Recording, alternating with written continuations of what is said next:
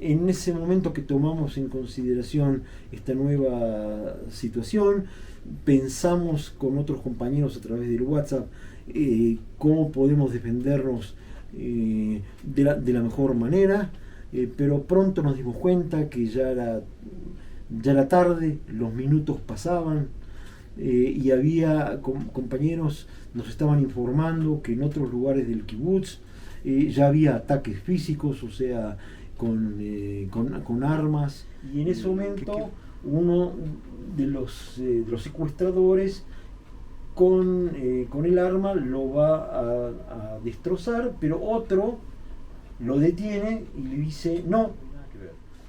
Pero ellos trataban de buscar algún coche como para salir, no pudieron. Entonces me dijo, yo no entiendo árabe, pero algunas palabras mínimas que cualquiera entiende, como por ejemplo Sayara, que es un vehículo en árabe. Entonces me dijo Sayara Gaza, como me hizo señas, como que un coche está viniendo por Gaza, y yo le dije no Sayara, le dije ambulance, o sea, quise dar a entender que yo no necesito un cochecito, necesito una ambulancia, necesito un hospital. Y entonces produce un diálogo muy pequeñito y muy tenso también, en el cual yo le digo ambulance hospital, y él me dice Sayara en la mano. ¿Sabes cuál es mi próxima pregunta?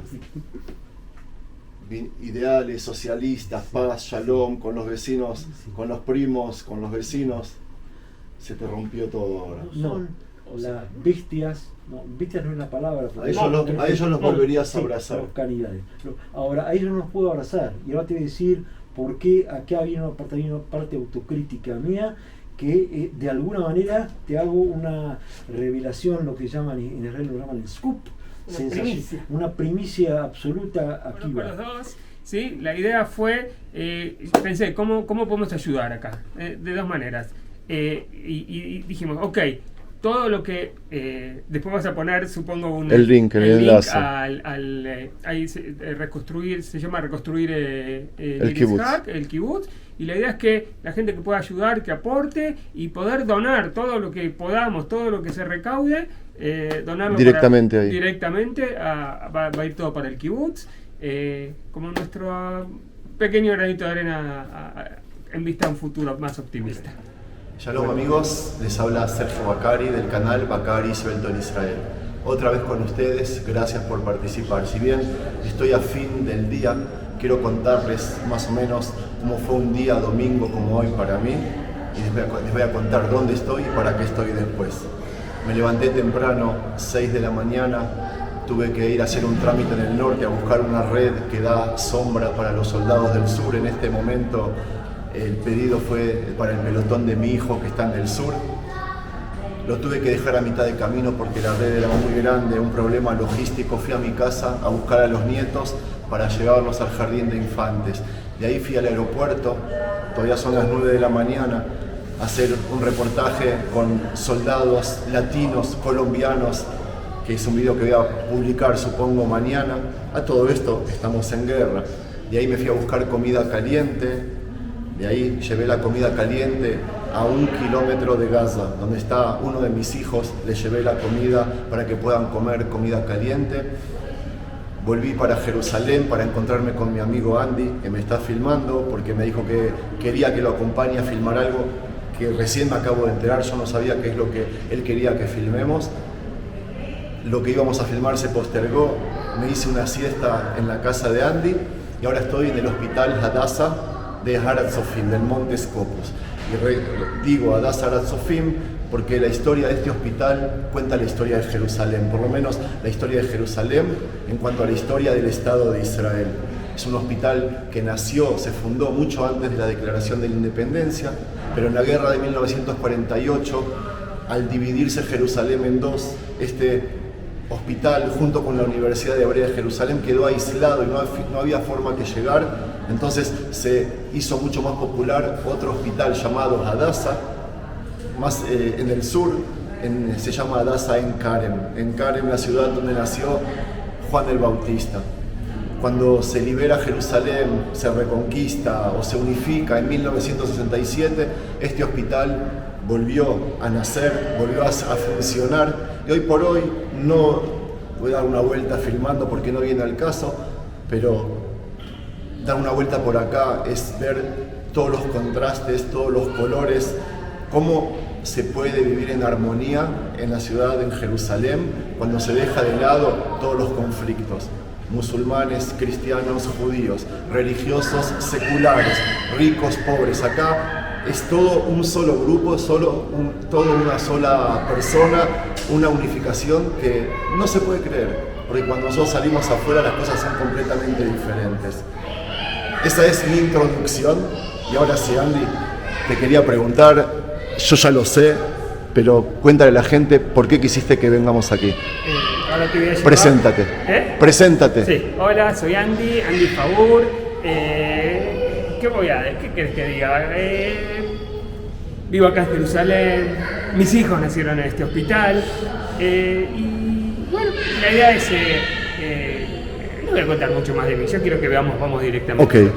a lo que yo hago. ¿Quién nos espera? Nos está esperando, espero, Moshe Rosen.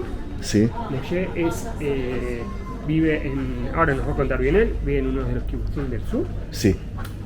Y fue herido por el Hamas ahora y se escapó de sus captores. Ok. Y está internado acá ya hace 2 semanas. ¿Es amigo tuyo o Es amigo. de antes de la... De antes de hace mucho lo conozco, Moshe.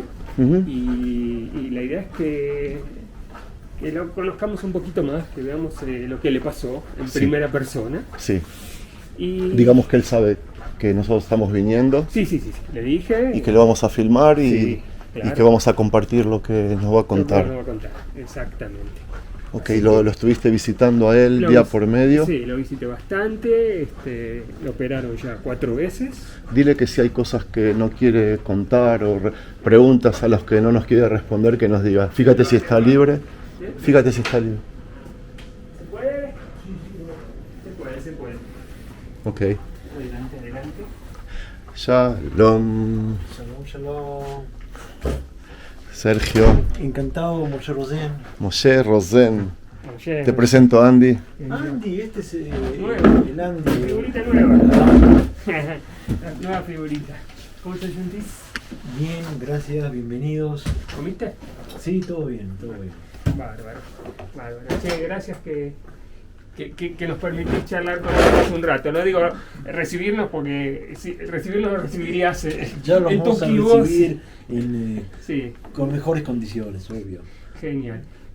Oye, ¿conoces el canal de Sí. Sergio? Yo lo llamo Turco también. Por eso accedimos a Exacto. conversar. Que Dios te bendiga. Y la idea es que estamos haciendo también un poco de contarle a la gente lo que pasó, porque muchas veces no lo pueden creer, o no lo pueden entender, o no quieren entenderlo.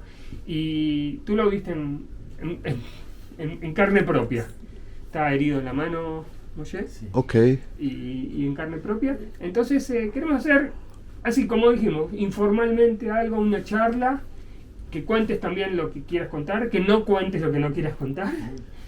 Y bueno, que estemos, Estos son videos que nosotros hacemos para la gente que está de nuestro lado. No tratamos de convencer a nadie, porque yo digo, la gente que no está con nosotros nunca nos va a creer. La que está con nosotros nos va a creer, les va a gustar el material, les vamos a calentar el corazón. Lo que tratamos de hacer es motivar a todos, porque cada uno desde su mundo, desde su rincón, puede dar una mano. ¿Desde cuándo estás aquí? ¿Desde el primer día? Bueno, ahora cuento un Ok, poquito. porque no sé si sabes lo que está pasando a nivel nacional, Sí, la movida que hay, todos moviéndonos. Tanto. Ok, Bien.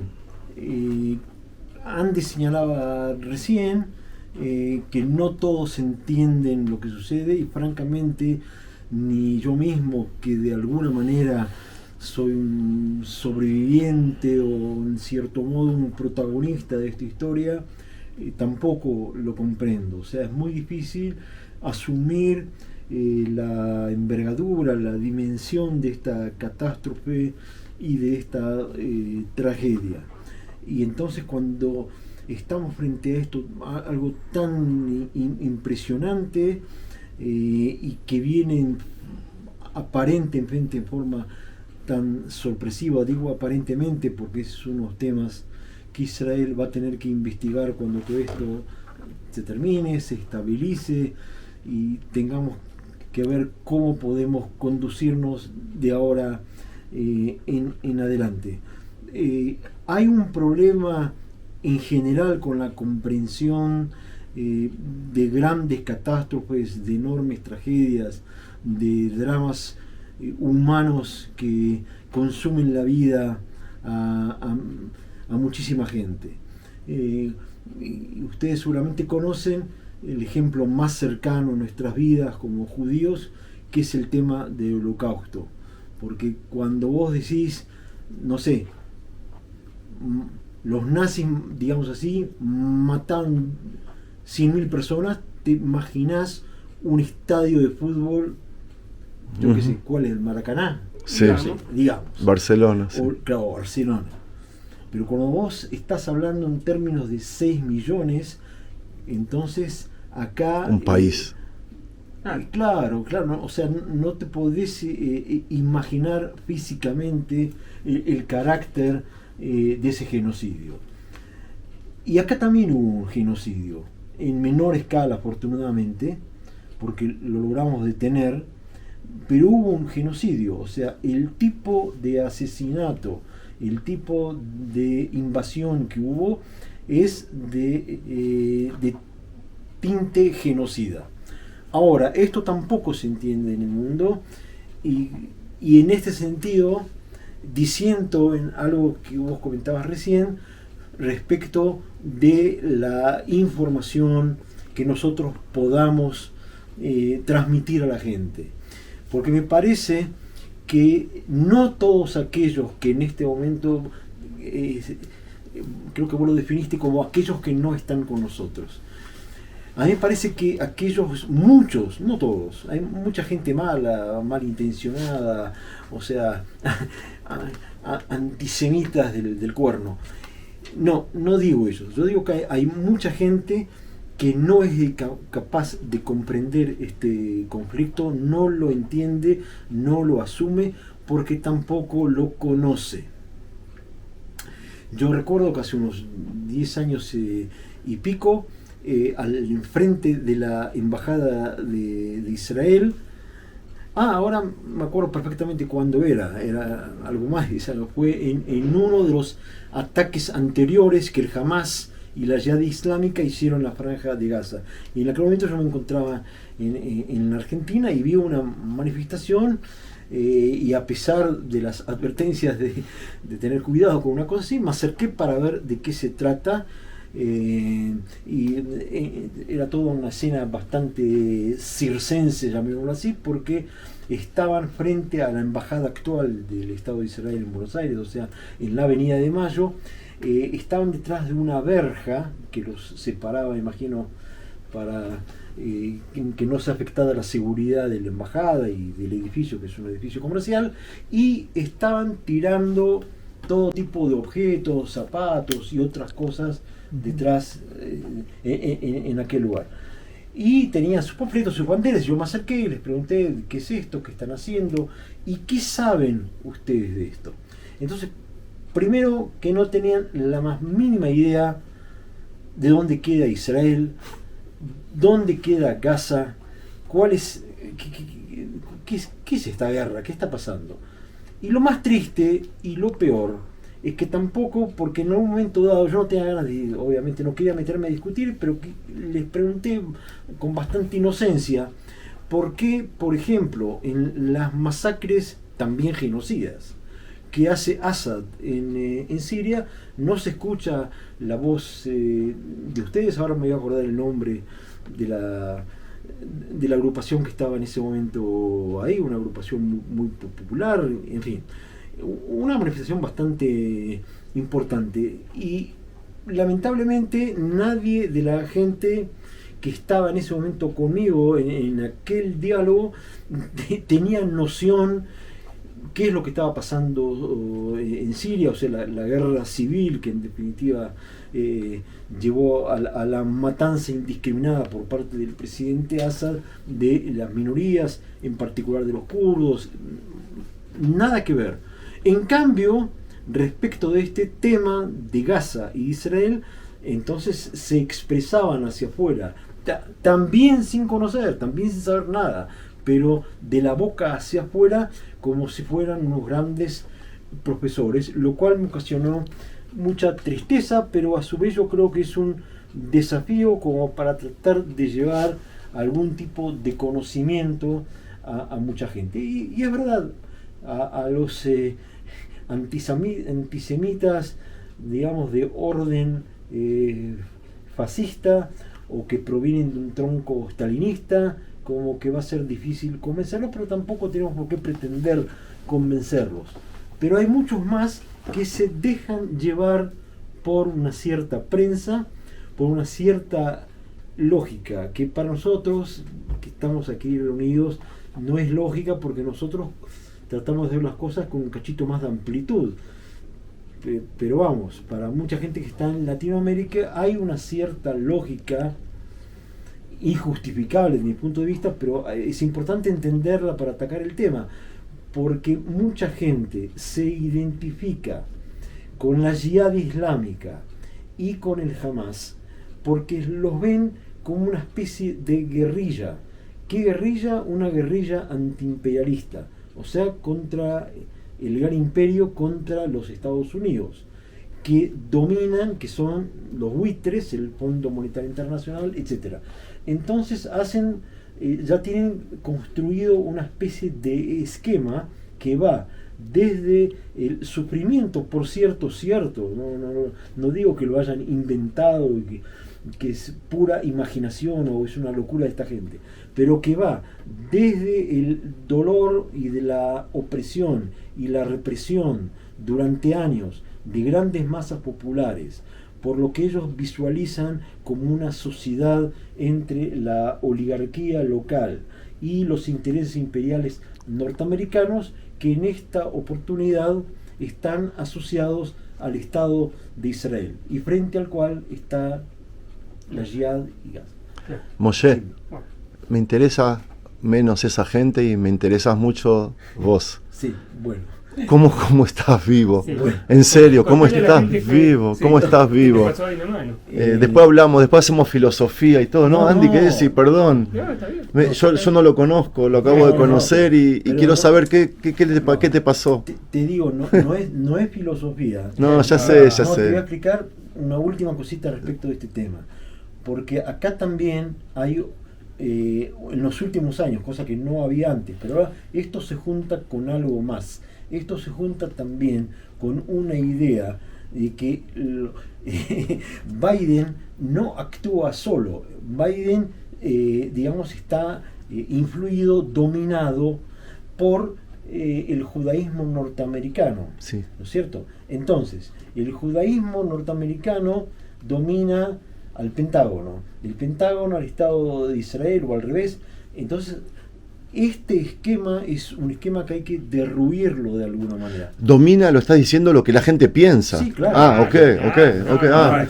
Ok, te olvidaste de hacer así, pero me olvidé que estás lastimado. Sí, bueno, con las manos Por eso. es difícil el tema. Okay. Y ahora vamos un poquito a lo que nos pasó a nosotros, pero bueno, como que este tema... ¿Nosotros? ¿Estás solo tú? Mi señora está fumando un cigarrillo. Y La señora que estaba acá es tu Diana, esposa. Sí, claro. Claro. No sabía. Sí, Claro, sí. Que ella también estuvo herida y en una de esas Ok. Se suma. digamos, Ok, Diana va a sabía. terminar el cigarrillo antes de nuestra transmisión. Bien, la cuestión es así, estamos hablando de un sábado más, sábado 7 de octubre, en Israel, aparte de Shabbat, es del día de Simchat Torah, o sea que hay todas las oportunidades como para pasarlas bien. En mi caso, mi idea, mi fantasía es tratar de superar el atraso que tenía hace varias semanas con la lectura de algunos libros, algunos periódicos y cosas que estaban pasando. ¿Dónde vives? No quiero decir. Yo, me lo dijo. Ahora digo todo, pero ahora para llevar la contra, insisto en lo que decía antes. Porque antes hablábamos algo de la política, no sé, y algo de estas izquierdas y derechas que están contra el Estado de Israel y el imperialismo y la mano en coche, y resulta que es un tema que a mí me interesa desde lo cultural, y que se llama el campismo o el neocampismo. O sea, cuando vos estás a favor de un polo geopolítico determinado, no porque vos te estés convencido que los tipos tienen razón y todo lo demás, sino porque esos están en contra de aquellos que son tus enemigos. Entonces el tema del campismo me interesa muchísimo y tiene mucho que ver con Argentina, América Latina, y ahora vamos a volver aquel sábado 7 de marzo, de octubre, que yo quería leer todas estas cosas, y eran más o menos las 7:30 de la mañana, y de pronto recibimos lo que en nuestra zona conocemos la alerta roja. La alerta roja, que es un llamado de emergencia para ir a los digamos así, a los refugios en los cuales podemos tomar resguardo frente a misiles. Esta situación que también yo lo menciono rápidamente y en forma natural, como si fuera una cosa normal, como si fuera lo más natural del mundo que un tipo, digamos, esté sentado en Canning y Corrientes tomando un café y de pronto le llegue un misil. ¿Cuánto hace que estás en Israel? Yo estoy viviendo en Israel 50 años y todo. Canning no hay más. No, en Escalabrín Ortiz o en Malavia, del Tótem. El tema es que lo que nosotros asumimos ya con bastante naturalidad, para mal o para bien, el hecho de que de vez en cuando somos bombardeados desde la franja de Gaza. Pero en este caso ya estamos, esta rutina implica también una idea de cómo responder y cómo resguardarse. Y tiene que ver con el hecho que tenemos unas cabinas que en hebreo se llaman mamad, que son las siglas de un refugio que nos permite protegernos de estos ataques. En tu misma casa. Y esto está prácticamente en la misma casa. Y entonces, o sea, se agregaron, se añadieron a las viviendas para posibilitar que podamos tener cierta calma. Aquí de que no hay calma alguna, porque en aquel sábado de la mañana parte de los misiles que vienen en bandada y que vienen muchos y que se repiten, como que de pronto recibimos la noticia de que hay una infiltración. Ya no es una infiltración, no es una incursión individual foránea, sino que es una invasión masiva. O sea, toda la zona nuestra fronteriza entre Israel y la franja de Gaza es invadida masivamente por efectivos militares, y yo recalco acá la definición de efectivos militares, porque se trata, de acuerdo a mi percepción del tema, de soldados de la República Islámica Irán que vienen con bandera del Hamas y de la Yihad Islámica de Gaza, pero que en realidad representan un ataque de guerra por parte de Irán, y este es un elemento que no vamos a agotarlo en este breve encuentro y en este lugar no tan, digamos así, acogedor, pero que merece ser atendido. Y bueno, en ese momento que tomamos en consideración esta nueva situación, pensamos con otros compañeros a través del WhatsApp cómo podemos defendernos de la mejor manera, pero pronto nos dimos cuenta que ya era tarde, los minutos pasaban, y había compañeros nos estaban informando que en otros lugares del kibutz ya había ataques físicos, o sea, con armas. ¿Qué kibutz? Mi kibutz se llama Nir Yitzhak. Mi kibutz Nir Yitzhak, en el cual ya vivo, creo que lo dije, hace 50 años, queda a 3,5 kilómetros de la franja de Gaza y 7,5 kilómetros de la frontera entre Israel y Egipto.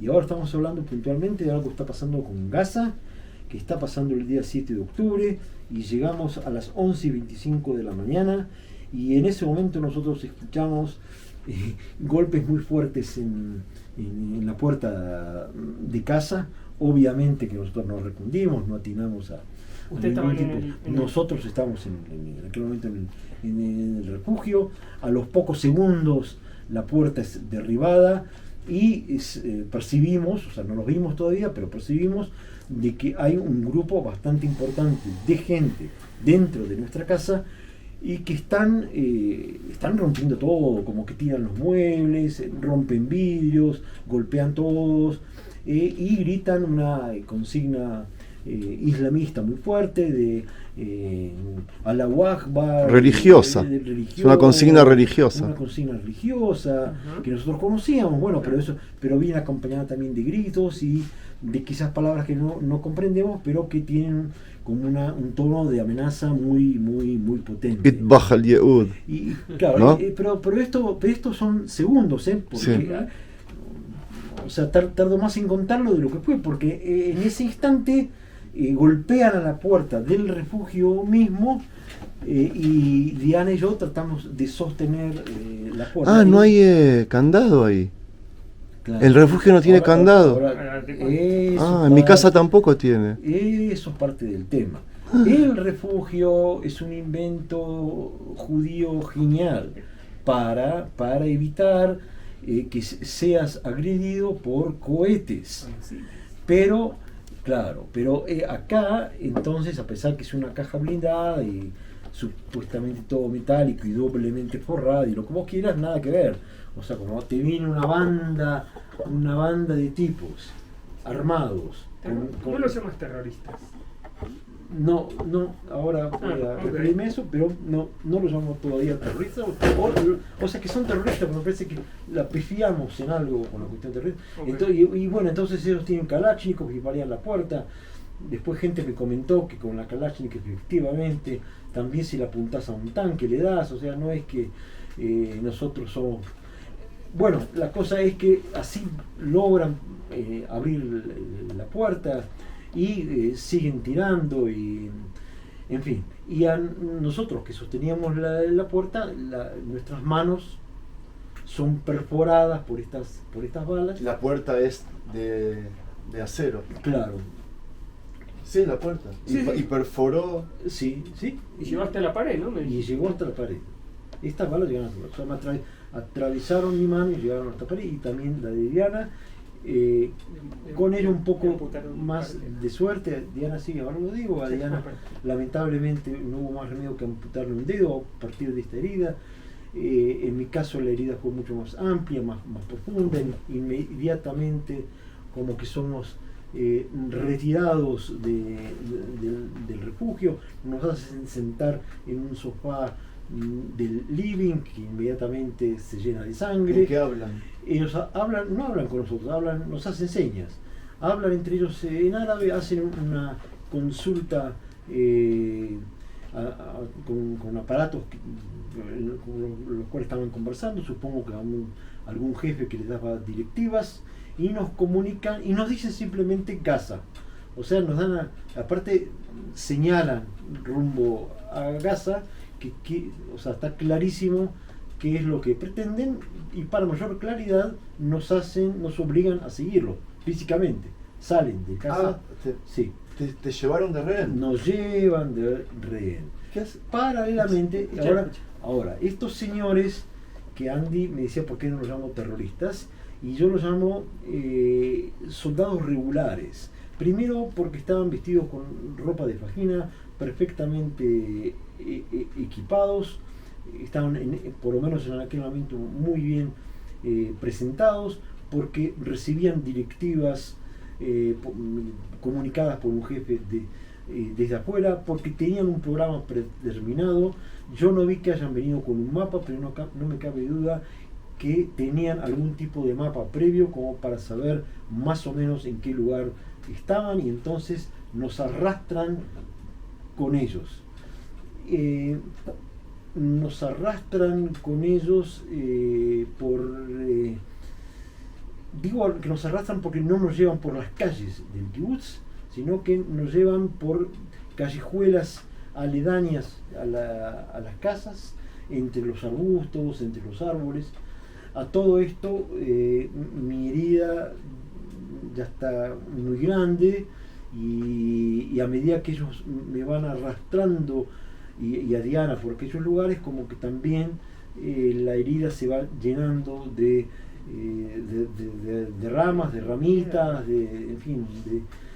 Y lo que recuerdo de aquel momento, viste, cada uno de pronto te surge alguna imagen o algo, una sucesión de ideas, y lo que yo veo en aquel momento es como una especie en el agujero grande de la mano, como si fuera viste, cuando los pájaros hacen el hornero y viste, lo construyen todo, bueno, con las ramitas, esa es la idea que yo tengo, y nos siguen arrastrando y nos llevan, en definitiva. ¿Estaban armados? Claro que estaban armados, primero que nos dispararon, estaban armados. ¿Cuántos eran ellos? Con armas perdón, un segundo, vamos a interrumpir porque acá yo le prometí no cumplo mi palabra. ¿No querés que se hace una cosa acá? Sí. Le digo hasta luego. Bueno, volvemos. Entonces, ahora todo esto pasa así todo el tiempo, a veces pasa. Andy te preguntó cuántos eran los que estaban. Bueno, eran 5, volvemos está grabando, entonces decíamos que hay 5 efectivos militares, que yo lo denomino así porque tenían una formación de tipo regular. O sea, esto tiene que ver mucho también con el punto anterior, porque hay mucha gente en Latinoamérica, en Europa, en muchas partes, que identifica al Hamas y a la Jihad como una especie de cosa informal y espontánea, o sea, una guerrilla popular en la cual, digamos, la gente toma las armas y sale a defender una causa, y en el momento de hacer aquella militancia suya, como que, bueno, pero acá no, acá está todo perfectamente programado, y todo el equipamiento también, ¿no? Digamos, no proviene de Gaza. Esto es toda, o sea que toda su formación práctica es algo muy concreto que viene desde, y creo que en forma comprobada, desde Irán, y entonces nos arrastran en aquel momento y nos llevan hasta una alambrada que es la parte lindera entre nuestras viviendas, la de la comunidad nuestra del kibutz, y los campos que cultiva el kibutz. Y en aquel momento nosotros pudimos observar que ya había un boquete ahí, una brecha bastante importante en la alambrada. Y por aquel lugar, cada uno de estos acompañantes nuestros militares, entonces va saliendo uno por uno, tratando, cada uno con su arma, obviamente. Previamente trata de observar alrededor si esa salida suya no implica algún riesgo, porque probablemente iba a llegar alguna patrulla israelí o alguna, en fin, pero van pasando por ahí, y cada uno que pasa por ahí le hace una seña al siguiente, como que todo tranqui, venite vos también. Preguntabas entonces de cuántos eran, decíamos que éramos 5, pero había también un civil. Un civil que estaba más para atrás, no estaba pegado a nosotros, no tenía relación alguna con nosotros. Su única relación hasta ese momento fue que cuando él estuvo con este grupo armado en nuestra casa, su función era robar. Saquear. Era un saqueo total. Ahora, no es solamente saqueo, sino también destrucción. O sea, digamos así, si hay un florero, el florero no le importa, no le interesa, él lo tira. Si atrás hay un cuadro que a él le importa, se lleva el cuadro. Y así se lleva una cantidad de cosas, por supuesto, valiosas y caras y todo lo demás, y algunas cosas que, en fin, Dios sabrá por qué se le ocurrió también llevar, como por ejemplo mis zapatos. O sea,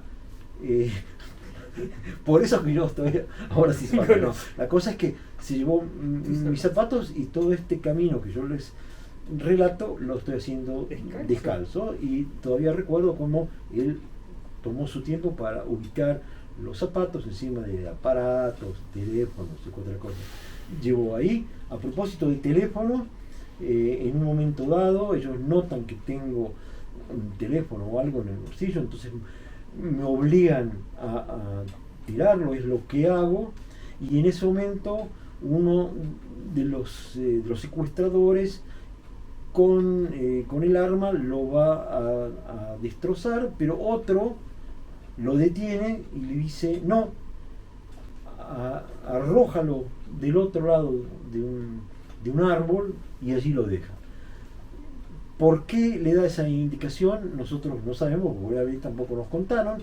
Suponemos que era para evitar ser detectado. Pero esa es la suerte que yo tuve, de aparte de quedar vivo, también pude recuperar mi celular, y eso es eso.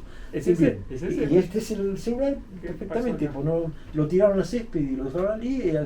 Bueno, y entonces estamos al lado del alambrado, esta gente va pasando, estamos ensangrentados, toda una escena surrealista, y entonces cuando el último que está por pasar, que digamos que nos sujeta a nosotros, entonces nos dice Gaza.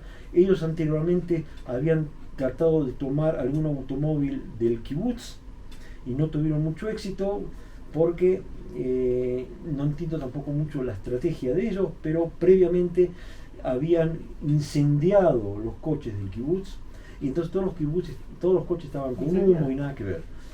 Pero ellos trataban de buscar algún coche como para salir. No pudieron, entonces me dijo, yo no entiendo árabe, pero algunas palabras mínimas que cualquiera entiende, como por ejemplo Sayara, que es un vehículo en árabe. Entonces me dijo Sayara Gaza, como me hizo señas, como que un coche está viniendo por Gaza, y yo le dije no Sayara, le dije ambulance, o sea, quise dar a entender que yo no necesito un cochecito, necesito una ambulancia, necesito un hospital. Y entonces produce un diálogo muy pequeñito y muy tenso también, en el cual yo le digo ambulance hospital, y él me dice Sayara Aza, hasta que le dije aquello, y que fue una cosa muy loca que se me ocurrió decirle en aquel momento de desesperación. Y entonces que le dije en inglés we go home, como diciéndole chao, y tuvimos la percepción de que como que este hombre nos hace una seña, o nos dice también go, o quisimos escuchar que nos dice go. Todo esto, fíjense, esto es cuestión de segundos, no es que estábamos todos sentados charlando, tomando un café, y yo le digo, mirá, ¿qué te pasa? ¿Qué te parece go? Entonces nos damos vuelta y nos vamos rajando. ¿A dónde? Bueno, ellos cruzan el alambrado. Espera, uno está, el que nos sujeta a nosotros todavía está ahí. Y nosotros tú le dices, I go home, a mi casa, quiero ir a mi casa. Me voy. Y yo estoy seguro. Pero estamos con... Y claro, ahora, fíjate, porque recién dije que era una locura. Por eso mucha gente me dice, mira qué bien, qué huevos. No, nada que ver, porque yo estaba seguro, te juro, que me dispara. Lo que pasa es que, digamos así, yo tenía la percepción, acá hablamos más de percepción que de reflexión, porque no hay tiempo, y vos tenés que decidir en el momento algo que quizás estás súper equivocado, pero que algo tenés que decidir. Entonces yo digo, entre morir desangrentado en Gaza y entre morir sobre el césped del kibutz, bueno, que me mate ya, igual yo no sabía que iba a salir de esta, así que me mate, que sea lo que Dios quiera. ¿Con Diana hablas algo? ¿Alcanzas a hablar Diana algo? estaba en un shock total. Tenía, aparte de todo este clima de locura, como sí tenía algún tipo de pensamiento, y no sé llamarlo táctica, pero pensé, acá están los 5 milicos estos, está también el chorro, claro, que es, vos estás hablando para México, para todos, sí. Te va a ver todo el mundo. Y bueno, yo no por culta, porque eso es el slang que no todo el mundo conoce. No, pero nosotros estamos... Ya dijiste 3 veces la palabra pico, sí. Y cuando nos vean los chilenos se van a tirar al piso. Pero nosotros estamos hablando por los muchachos del abasto, y entonces lo que está pasando es de que nos damos vuelta y nos vamos. Y yo lo había pensado, lo que quiere decir, que había pensado un minuto antes, que si está el tipo que se está llevando la casa, o lo que quedó de la casa, y tiene que llevarlo en un baúl, y ellos son 5, ¿no es cierto? Decíamos 5. Claro, y aparte tiene que venir un chofer, entonces ¿cómo que no van a llevar? A menos que nos lleve nos lleven, o sea, no como pasajeros sentados, sino sin boleto encima de ellos, ensangrentándolos, que mucha gracia no le habrá causado. ¿Qué pensaste en ese momento? Quiero, intuitivamente, no es que lo pensé, que claro, me lo formulé. Claro, como una... Moshe piensa que si no van a tener lugar en el coche para secuestrar a los Gaza, no. Son todos que vas maquinando muy rápidamente y nos rajamos, nos escapamos. Diana grita, Diana habla, Diana está congelada. Está congelada en un shock total. Pero camina. Y claro, caminar no es palabra, somos los correcaminos. Y así, ensangrentados como estamos, nos vamos para casa. Que queda cerquita, claro está. Pero cuando llegamos a casa nos dimos cuenta de que no hay casa, porque la casa la rompieron de todo. Y lo más importante y lo más embromado es que rompieron, o que destrozaron prácticamente, el refugio. Ahora, para nosotros se terminó o no un capítulo de la guerra, pero la guerra recién empieza, o sea que no hay donde pasear, donde sentarse en ningún lugar, y necesitamos aparte atención médica. Así que llamamos a nuestro buen amigo, el turco de enfrente, y le explicamos en 2 palabras qué es lo que pasa, sabiendo de que es un riesgo que él nos habla, porque en otros kibutzim, o en otros lugares del país ya hubo situaciones que los secuestradores te toman como rehén, te mandan a la casa de un vecino, le decís, todo bien, abrime, y en el momento que abre, ya está. ¿Sí? Pero él, digamos, se convenció de que éramos solamente nosotros dos, abre la puerta, nos lleva al refugio, me hace un torniquete para parar la hemorragia, comienzan los teléfonos desesperados que él y su señora Susana hacen a una cantidad de gente en todas partes, llaman al ejército de Israel, llaman a ambulancias, llaman a servicios médicos, llaman a Soroka, llaman a alguna gente del kibutz, pero lamentablemente nadie puede ayudar, porque ustedes saben la situación caótica que se vivió en aquellas horas. Estábamos completamente llenos de terroristas, refugiados, escondidos en el kibutz, en la ruta y donde no querramos. Exactamente. Y no hay soldados de Israel, no hay policía, no hay Kitat con el... ¿Cómo se dice? Bueno, la Kitat, el grupo de emergencia de defensa del kibutz, que es un grupo civil, voluntario, ¿no? Claro. Que entre paréntesis, y ahora contesto una pregunta de ustedes antes, de las víctimas de nuestro kibutz, las primeras víctimas del kibutz nuestro fueron los miembros de la unidad de esta unidad de defensa civil, que caen abatidos en las primeras horas o el primer día, hasta que todo esto se aclaró. Se tenía la esperanza se los calificaba como desaparecidos porque no se encontraron digamos ninguna clave sobre ellos, y luego se descubrieron sus cadáveres. Y tenemos también una familia que es la familia de Clara Marman, una amiga nuestra argentina de 62 años con su familia, que estaba en la casa y que nosotros presumimos, tampoco el ejército lo sabe, de Israel sabe determinarlo con precisión, de que ha sido secuestrada, y presumimos de que ella fue capturada por aquella brecha, aquel boquete que ustedes acuerdan que les conté al principio, donde ellos trataban de llevarnos también a nosotros. Entonces ella tuvo menor suerte y a ella se la llevaron, y de ella se sabe, se presume, porque no hay ninguna comprobación oficial ni de Israel ni de Hamas sobre sus vidas y sobre cómo están, y uno de los motivos por los cuales, digamos,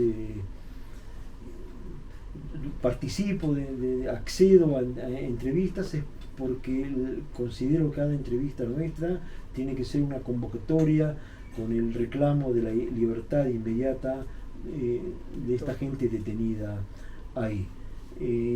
Al cabo de 4 horas de espera, volviendo a lo que nos pasó a nosotros, de aquel sábado, llega una patrulla militar israelí que pudo por fin entrar al lugar tras todas estas grandes dificultades, y fuimos trasladados al hospital Soroka de Beersheba, y en el momento de llegar había una situación totalmente catastrófica, el lugar estaba totalmente atestado de heridos y luego de muertos, en fin, una cosa muy dantesca, por lo cual el plantel médico se disculpó ante nosotros y nos dijo: miren, ustedes no pueden esperar, ustedes también necesitan una operación urgente, y nos enviaron al lugar en el cual estamos ahora, que no es, no es el Hilton, pero es un excelente establecimiento médico, donde desde el momento en el cual arribamos y hasta ahora estamos permanentemente atendidos, no solamente con los dolores físicos que tenemos, sino también con todas las intervenciones quirúrgicas que tenemos que aceptar. Y esto es la Daza de la Sofim, estamos en el Monte Scopus de Jerusalén, lugar que me encanta, el Monte Scopus. Me encantaría encontrarme con ustedes en otras condiciones, pero es lo que hay. ¿Te puedo hacer un par de preguntas y después no te molestamos más? Sí. No mires el reloj, por favor. No, porque me están esperando de un canal. Entonces contéstame europeo, rápido. Sí. ¿Qué canal europeo? Estás con el Bakari acá. Claro, pero es que lo postergué todo el día. Primero, ¿cómo es que, en breve puedes responderme, cómo es que en toda la frontera con Gaza hay muchos latinos? ¿Cómo es eso? Hay muchos heridos, desaparecidos, muertos latinos. Bueno, esto también tiene que ver, es un tema, es uno de los tantos temas que comprometámonos ahora no a un café, sino a un termo de café, porque da para mucho más. Pero digamos, si tuviera que resumirlo muy sucintamente, tiene que ver con que desde un principio todas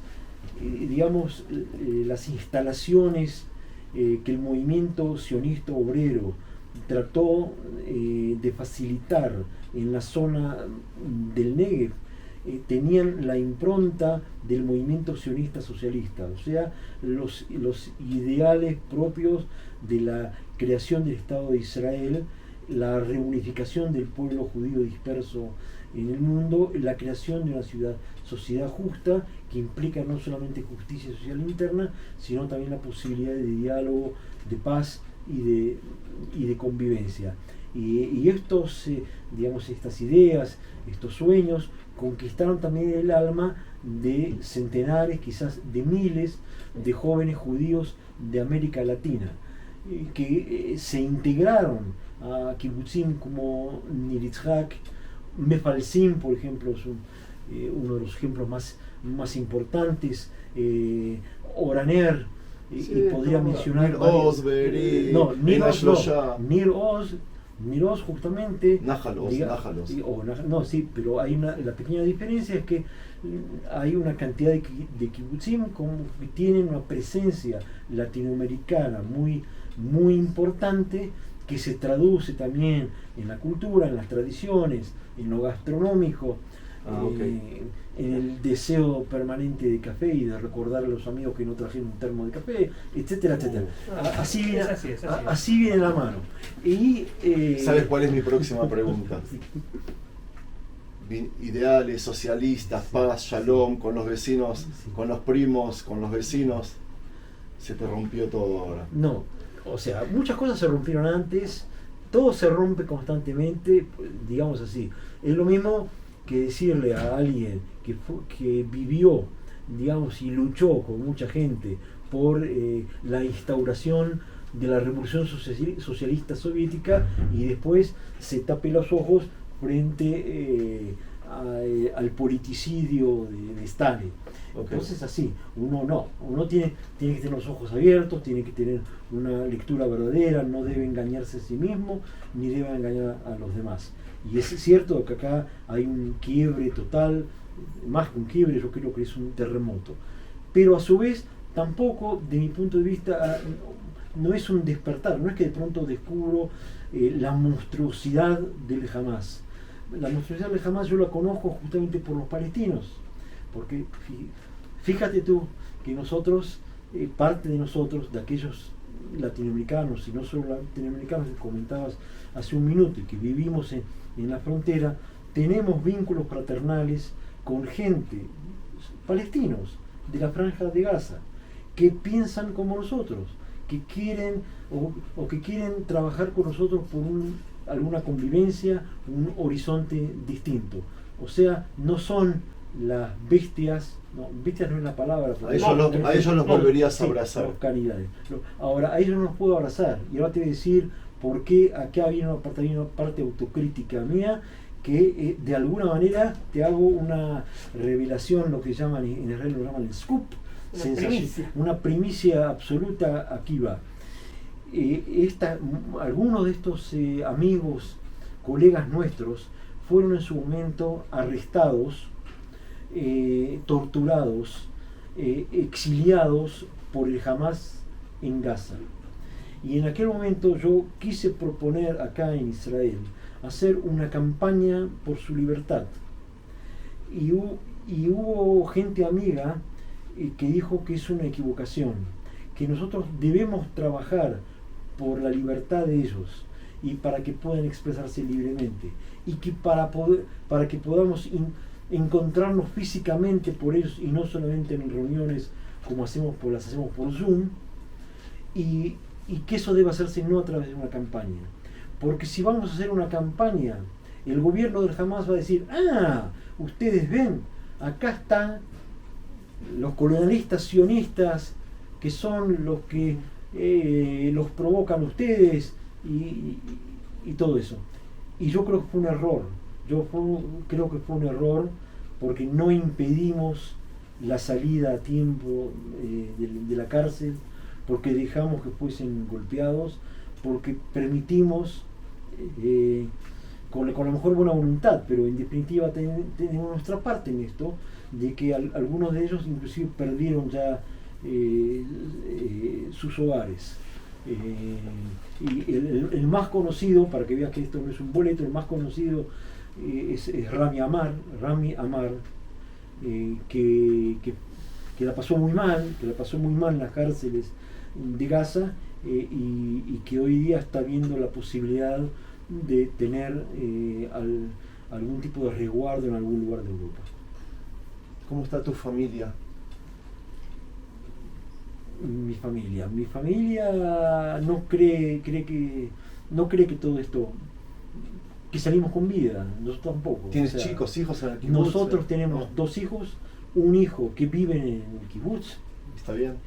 Que se salvó porque con su esposa decidieron el viernes, o sea, un día antes, salir del fin de semana a la costa, porque estamos a fin de verano, todo bien. Entonces se fueron y no estaban. Tenemos otro hijo que es guía de turismo, vive en el centro del país. Generalmente cuando viene a visitarnos, porque venir del centro del país al kibutz es un poquito difícil, largo el viaje, y tiene 3 chiquitos, generalmente ellos vuelven el día sábado, pasamos juntos el sábado. En esta oportunidad dijeron: ¿saben? Vamos a volver, no por una decisión tampoco así planificada, dijeron: esta vez vamos a volver a casa el viernes, descansen ustedes tranqui el sábado, nos hablamos mañana, buenas noches. No estaban. Si todos hubiésemos en casa, tengo la certeza de que no estaríamos conversando con ustedes. Cuando te liberes de aquí, ¿sabes a dónde vas? Cuando nos liberemos, y terminamos.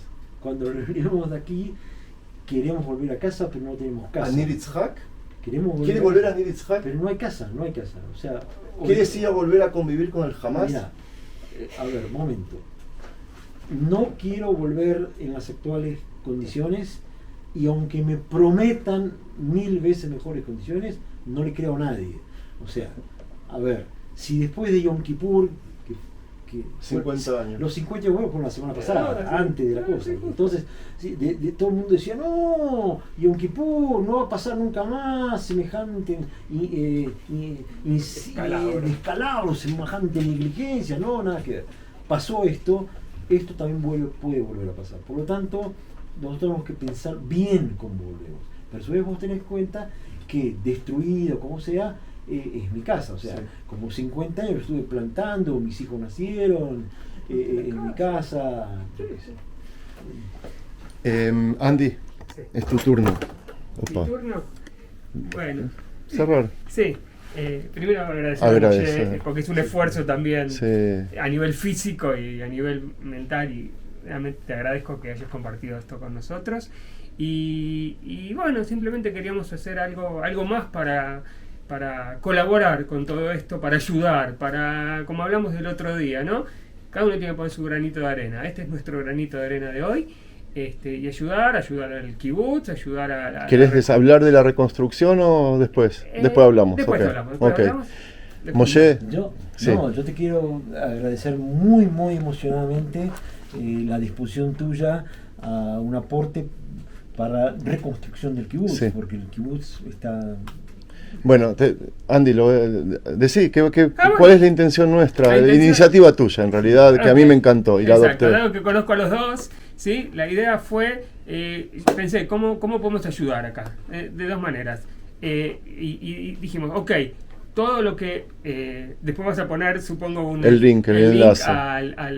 Ahí reconstruir, se llama reconstruir El kibutz. el kibutz. Y la idea es que la gente que pueda ayudar, que aporte y poder donar todo lo que podamos, todo lo que se recaude, donarlo Directamente ahí. directamente, va a ir todo para el kibutz, como nuestro pequeño granito de arena en vista de un futuro más optimista. Bueno, la próxima encuentro va a ser en tu casa y vamos a llevar un termo de café. Moshe, muchas gracias, que Dios te bendiga y que te llene de bendiciones. Todo el pueblo de Israel te está esperando afuera para darte un abrazo enorme, en serio te digo. Te vas a asustar cuando salgas de aquí. Me imagino. Mucha salud. Y obviamente, entonces me van a enviar el link, ¿no? Obvio. Sí. Ay, Sí, no. sí. Vamos. Por lo menos de toda esta herida y todo esto, tener un recuerdo bueno que se... No te. Sí. Eso seguro. Nos vamos a volver a ver. Shalom. Dale. Shalom, shalom. Shalom, shalom.